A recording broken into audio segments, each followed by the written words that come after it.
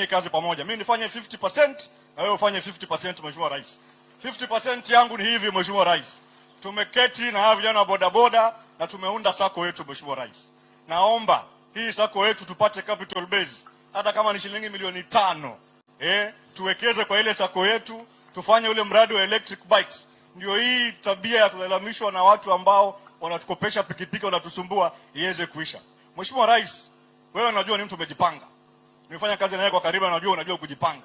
Na hivyo niambia kwa hiyo kitu unajua umejipanga leo hii. Sio lazima tufanye harambee, Mheshimiwa Rais. Ukituachie milioni 5 hapa leo hii, tutashukuru Mheshimiwa Rais, tupange huo mradi na tusukume vijana mbele. Asante sana Mheshimiwa Rais, Mungu akubariki. Shukrani sana.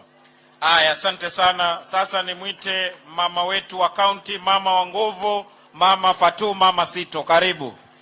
Basi asante sana mbunge wa Msambweni, Mheshimiwa Rais, speaker walioko hapa, Madam Fatuma Achani, Her Excellency Governor wetu wa Kwale, wabunge wenzangu wa bunge la kitaifa na bunge la seneti, ndugu zangu wa Kwale, asalamu alaikum. Na wale wa Kristo, Bwana Yesu asifiwe. Mimi yangu ni kukushukuru Mheshimiwa Rais kwa ziara hii ya shukrani, kumshukuru Mwenyezi Mungu. Na hivi ndio mwanadamu inatakikana iwe. Mwenyezi Mungu akikupatia neema, basi mwambie Mwenyezi Mungu alhamdulillah. Na yeye pia atakuwa ni mwingi wa kukuruzuku. Na pia nikushukuru Mheshimiwa Rais kwa kuweza kusimama na mama yetu Mama Fatuma Achani, gavana wetu. Tunajua sisi katika mila na desturi zetu za hapa Kwale, mwanamke hawezi kuwa kiongozi, Mheshimiwa Rais. Nafikiri umeona wanaume watupu wamesimama kama wabunge hapa na mwanamke ni mimi peke yangu. Na ni kwa sababu kiti hichi kilikuwa kinagombewa na wanawake watupu. Hali ya Kwale ni ngumu, dynamics za siasa za Kwale ni ngumu, lakini Mheshimiwa Rais ulisimama na Mama Fatuma Achani. Ukahakikisha amekuwa gavana wa Kwale mwanamke.